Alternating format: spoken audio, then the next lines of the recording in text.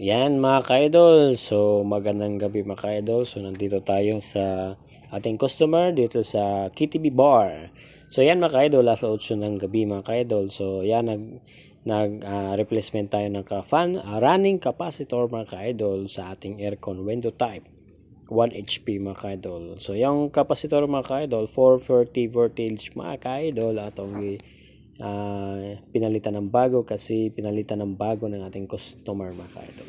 So yung capacitor is wala na, sira na, wala ng readings mga ka-idol. So yan mga ka-idol, ang yung wirings kailangan fix mga ka-idol para hindi makabaliktad mga ka-idol yung wiring. So kailangan natin ilagay, babalik yung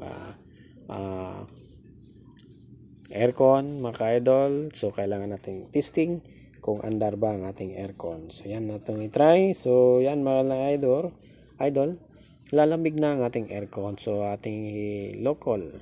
Yan. So babalik natin yung cover mga ka-idol. Balik natin. So kailangan fix yung pagkalagay mga ka-idol para malihalata naman mga ka-idol. So yan mga ka-idol.